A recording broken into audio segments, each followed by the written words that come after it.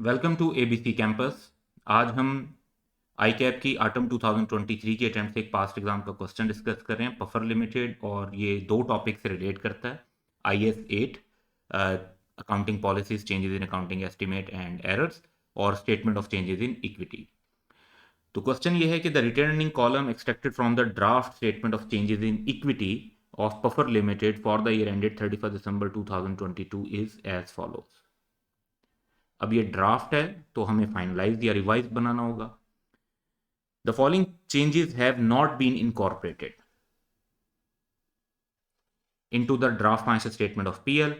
पहला चेंज, दूसरा चेंज, तीन चेंजेस बताए हुए हैं। उसके बाद रिक्वायरमेंट ये है कि पहली रिक्वायरमेंट कि briefly discuss how the above changes should be incorporated in PL's financial statement. तो उनकी फाइनेंशियल स्टेटमेंट में हम इसको कैसे शामिल करेंगे। तो अब one by one her change को देखते हैं और 3 मार्क्स हैं, हर चेंज के बारे में बताते हैं। पहला change, PL has decided to change the method for valuation of inventory from first in first out to weighted average. The value of inventory under each method has been determined as follows. तो basically ये जो change है ये accounting policy का change है, क्योंकि measurement basis of inventory को जब आप चेंज करते हैं, मेजरमेंट को चेंज करते हैं, तो दैट इज अकाउंटिंग पॉलिसी। तो अकाउंटिंग पॉलिसी का चेंज है। तो हम पार्ट ए का जब आंसर बनाएंगे तो हम बताएंगे कि ये accounting change in accounting policy है और इसको रिट्रोस्पेक्टिवली अप्लाई करना चाहिए, क्योंकि क्वेश्चन सिर्फ ये नहीं पूछ रहा कि ये है क्या, ये चेंज की टाइप क्या है। क्वेश्चन ये पूछ रहा है कि उसको इनकॉर्पोरेट कैसे करना है फाइनेंशियल स्टेटमेंट में। तो it is change in accounting policy और रिट्रोस्पेक्टिवली इसको फाइनेंशियल स्टेटमेंट्स पर अप्लाई किया जाएगा। दूसरा, in view of increasing bad debts, PL has decided to double the provision for doubtful receivables. The balance of provision for doubtful receivable prior to this change were as follows. तो अब वो कह रहे हैं कि डबल करना है। तो लास्ट 2020 में 15 था, 30 कर दें, 19, 38, 23 में 46। तो लेकिन इसमें बात यह है कि जो प्रोविजन फॉर डाउटफुल रिसीवेबल है, ये तो एक एस्टिमेट होता है, एक असेसमेंट होती है, एक अंदाजा होता है। तो इसको अगर चेंज करेंगे तो ये चेंज इन अकाउंटिंग एस्टिमेट होगा and it will be applied prospectively, क्योंकि अकाउंटिंग एस्टिमेट का चेंज प्रायर पीरियड में एडजस्ट नहीं होता, उसको प्रोस्पेक्टिवली यानी current year and future period उसकी वजह से इफेक्ट होंगे, प्रायर पीरियड उसकी वजह से इफेक्ट नहीं होंगे। तो ये चेंज इन अकाउंटिंग एस्टिमेट हो गया। अब थर्ड पॉइंट की तरफ चलते हैं। PL has also decided to recognize all borrowing cost incurred in the year as an expense. तो सारी की सारी बोरिंग कॉस्ट को एक्सपेंस के तौर पर रिकॉर्ड करना चाहते हैं। Previously borrowing cost related to qualifying asset were capitalized as part of cost of that asset. तो पहले जो अकाउंटिंग हो रही है वो तो ठीक हो रही है IS 23 के मुताबिक। Total borrowing cost incurred during the year 2022-21 87 और 95 मिलियन की थी। Of these, 53 million and 38 million were capitalized in the cost of head office building in 2022 and 2021 respectively. Construction of building is expected to complete in 2023, यानी अभी तक complete नहीं हुई, वो qualifying asset still under construction है। इसमें हमें यह बात को समझने की ज़रूरत है कि आप अगर रिकग्निशन चेंज करते हैं किसी भी चीज़ की, जैसे उसे एक्सपेंस बनाना है या एसेट बनाना है, तो वो पॉलिसी होती है। लेकिन ये वाली पॉलिसी का चेंज तो अलाउड ही नहीं है अंडर IS 23। IS 23 ये कहता है कि जो क्वालिफाइंग एसेट से रिलेटेड बोरिंग कॉस्ट होगी वो तो कैपिटलाइज ही होनी है। उसमें ऑप्शन नहीं है कि आप कैपिटलाइज करें या एक्सपेंस बनाएं, उसको तो कैपिटलाइज करना ही रिक्वायरमेंट है। इसलिए पफर लिमिटेड इस अकाउंटिंग पॉलिसी को चेंज नहीं कर सकते अपनी फाइनेंशियल स्टेटमेंट में और इसका फाइनेंशियल स्टेटमेंट पर कोई इफेक्ट नहीं आएगा।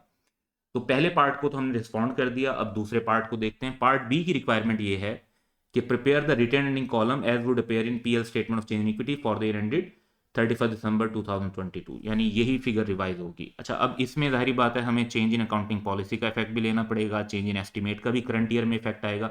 और ये वाला चेंज जिस तरह हमने कहा कि ये तो हम कर ही नहीं सकते, अलाउड ही नहीं है अंडर IS 23, तो इसका कोई इफेक्ट हमारी फाइनेंशियल स्टेटमेंट पर नहीं होगा। तो सिर्फ अब पॉइंट 1 और 2 को हम अपनी statement of changes in equity के पर्सपेक्टिव से आगे लेकर चलेंगे। सबसे पहले अकाउंटिंग पॉलिसी को अगर हम देखें तो हम effect of change in accounting policy हर साल का इफेक्ट कैलकुलेट कर लेते हैं। 2020 में अगर आप देखें तो जब FIFO से वेटेड एवरेज पर जाएंगे तो हमारी इन्वेंट्री 22 से बढ़ रही है, और फिर 2021 में 560 से 520 होनी है, यानी 40 से कम हो रही है। और 2022 में 601 से 618 यानी 17 से इंक्रीज हो रही है। अब इन्वेंट्री में हमेशा इस बात का ख्याल रखना है कि इन्वेंट्री जब क्लोजिंग इन्वेंट्री चेंज होती है तो नेक्स्ट ईयर की ओपनिंग इन्वेंट्री भी चेंज होती है। अब पहले हम क्लोजिंग इन्वेंट्री, क्योंकि ये जो इन्वेंट्री की वैल्यूज दी हुई हैं ये क्लोजिंग के परस्पेक्टिव से दी हुई हैं, तो क्लोजिंग इन्वेंट्री का इफेक्ट लेते हैं। याद रखें कि क्लोजिंग इन्वेंट्री के इंक्रीज होने से, यहाँ पे नोटिस करें, इंक्रीज होने से प्रॉफिट भी इंक्रीज होता है और डिक्रीज होने से प्रॉफिट भी डिक्रीज होता है, क्योंकि क्लोजिंग इन्वेंट्री जो है कॉस्ट ऑफ सेल्स को कम करती है। तो जब क्लोजिंग इन्वेंट्री ज्यादा होगी कॉस्ट ऑफ सेल्स कम हो जाएगी, प्रॉफिट बढ़ जाएगा।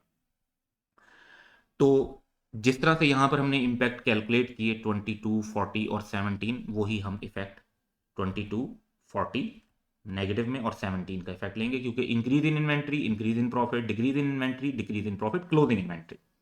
ओपनिंग इन्वेंट्री पर जो इफेक्ट होता है वो अपोजिट होता है, क्योंकि opening inventory cost of sales में डेबिट आइटम के तौर पर होती है। तो अगर ओपनिंग इन्वेंट्री इंक्रीज होगी तो कॉस्ट ऑफ सेल्स बढ़ जाएगी, जिससे प्रॉफिट कम हो जाएगा। तो प्रॉफिट पर इसका इफेक्ट अपोजिट होता है क्लोजिंग इन्वेंट्री से।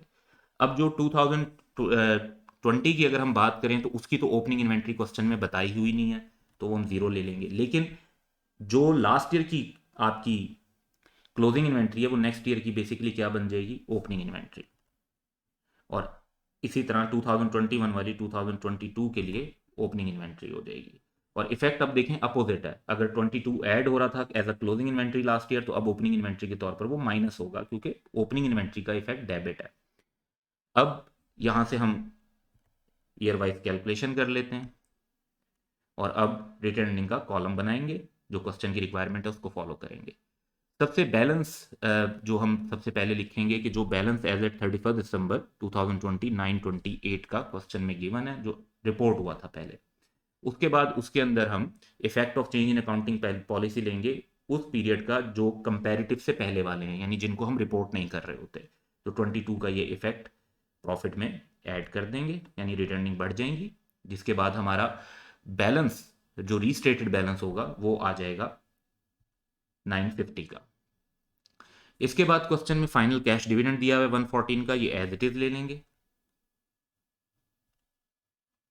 और प्रॉफिट की बात है, प्रॉफिट की बात आएगी तो याद रखें एस्टिमेट के चेंज का इफेक्ट सिर्फ करंट ईयर के प्रॉफिट में होगा, लास्ट ईयर के प्रॉफिट में नहीं होगा। अब लास्ट ईयर का प्रॉफिट जो हमें गिवन है वो 258 गिवन है, और उसमें 62 हमें माइनस करने हैं effect of change in accounting policy की वजह से।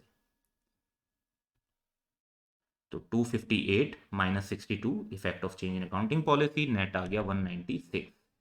और इससे हमारे पास balance as at 31 December 2021 restate होकर आ जाता है 1032।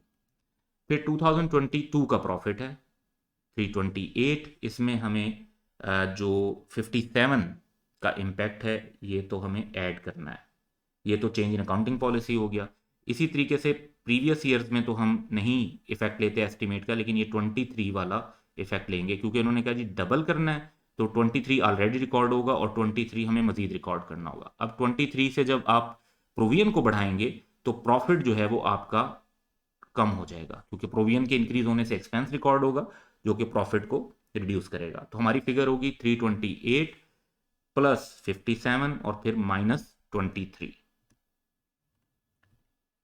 362। और अब हम final balance as at 31 December 2022 calculate करेंगे विच इज 1394। और इस तरीके से हमारी statement of change in equity का रिटर्निंग कॉलम कंप्लीट हो गया। That's all for today, have a good day.